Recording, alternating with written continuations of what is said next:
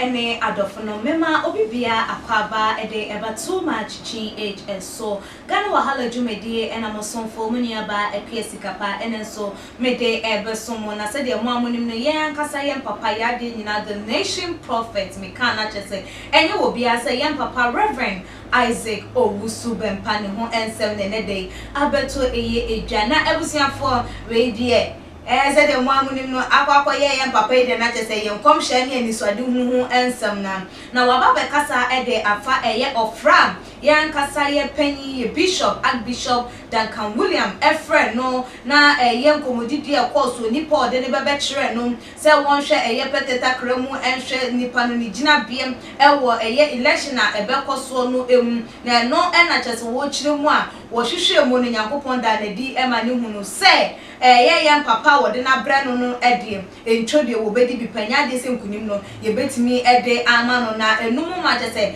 na papa no krampo challenge no ase de bi o de senka bi krampo ni a de sika krampo a me de ba ma no no wo chemu se enya de se wo no ye de sika ebetimi atono na abusiafo say enode etu ejo say I told Archbishop Duncan William the truth. I can't take money to change election results. Now, ebusiafo okopie mu ewo eye okay FM ade chebia morning show eso na this in same way to eye edwa amagana fo nyina ati ebie na ebusian hu behia se mekenkan eye ne nsem no ede amamu. Archbishop Duncan Williams called me to his office. When I went there, I saw a man in the office. Duncan Williams asked me what I see about the man who is standing there. So I looked at the man and God opened my eyes. I saw that he was contesting an election as president, but he will be defeated. I had not seen nor met this man ever before in my life, but God told me he was going to lose. So I told them who God has ordained to win the election. The man was not happy, but I told him what God says. It was about an election in South Africa, so he came for prayers and direction. And Archbishop Duncan Williams told me to study and tell him the truth. After I told him his defeat, he asked if there is anything I can do to help him because he came with money. But I told him he can never in any way bribe me to change what God has said. We don't sell God's prophecies, and election results cannot be changed once God has spoken. I told Duncan Williams the truth, that no matter what he does, the man will lose. He even challenged me, and I thanked him, but that is what will happen. And that is exactly what happened. He lost the election. Young Papa, Dr. Apostle, Reverend Isaac Owusu Bempa nsem no say na wode atu eye edwa na ebusuafo nsem we ebeto abonte ne etwetwenga na fo bebre aso say yenim say ye papa idie ba ne nkom hye dia wo no die wogi ne hu atum wogi ne hu edi se ne nkom hye etofo ma na pai nkom hye etofo ma na chese ne asase abie na aso nyina ebetie eye ne nkom ehye enti ye papa eto ensa ede frɛ no ne onyoma ekoso wode ne nsem we atu edwa na Ghana fo binu echem say this dey bio ya papa pa chese wonya kasa enu anu no wonya kasa final wonya kasa enya de sense sanye bia ebetimi abamu ana na ebusia ye hwe bible mu krampo na Nyankopon na medinfo bebre so ene wo mo ekasa ye na masofo bebre so prophet bebre so ne wo mo kasa ma wo mo kokoka ensem emechi Nyankopon na so sa ka che wo mo se de me ana meso amam kokan na so mo nsan konko kaka se ye hwe eye Ezekiel de ne eye Isaiah de ya ensesan ye bam all because of nipa no ne ho asem na e ba no oje asem no e no wie no ye den wo bompa ye edi eteti ye papa pa che se wo no do nya nkom ebia emfa wona wo mpai ba wo bebo emfa wona de wo beye na asem no de nyame anya bi ne niama na hunku ade eno ano na etwase eye den ebem na ye hwa ade bi nsu ebim se eye president anaso wo bi a wo be pre eye penindie odo se wan boni panidin wan fani panidin antu edwa obi a wo ba be pre panindie na wa be piemu ewo nyame enipa ehonum na afei de yaka we ya chew de wo be ye anase baby a wo bedi position ye de amount na yaka chew we na wanye okay with it na wo ka say wo scam does it mean say who Ghana for who Ghana for so for say one more a software yentimi entrust one more with their words and I said they because so what you want more edi and when him say enya dear say one betimi asese one man enya dear say nka one be de edi sika ebeko because nyame ankasa be beso da ye and I say nyame be beka bibi e kire wo a wuntimi nka say erade me mom paye na so me di misika ana me dan ya me wo me japade bia me wo me de ma enti ene esesa eye enoma does it mean say eye asofo binum eje eye adamude de hye eye enkomanunti ene ma eye papa no etimi enya akokodro se obe bribe eye yem papa ana Reverend Isaac Owusu bempa ana na ye hye eye yem papa ensem a working yam na che se asofo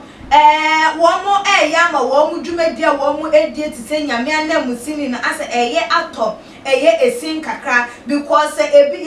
ebinum etimi agi eye sika asesa eye ense bi da be wuji sika asesa de nyame aka no na de eye nyame tiri mopo nyame adwene no so asesa na because so for na nyame nam ne so e ma ne ka ensem no wono do ye ntonto ye vessel anya menam ne mu ekasa ye enti sa wudi sika kokoma sa anya minipa na no na be ma nyame adwen asesa anase no na be ma nyame tiri mu pa wo ede efa eye wo hu no no ensakra ye atimi abemu ana because ye nyina ye nim say ye nsusu obia nipa da se ni wotina se na wo se wa wo bo wo mpa ye wa wudu djuma nyankopon ye de wotie odo se asofo binum wo ho no mu a omo eboa wo empaibo mu a ma wo empaibo ne edru eye ene animu esanse wo mo de o mayi wo mu asi wo sa afore etia se wo mbeye de wo mbeye nyame adwuma enti wo ntimi mfa wo hu wo nipa wo ntimi mfa hu entoto eye sofo ede nanso se asofo binum etimi eye se dia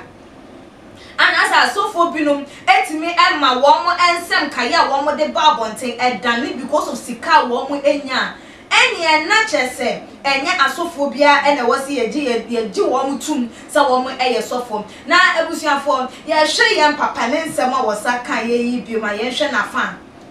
ye papa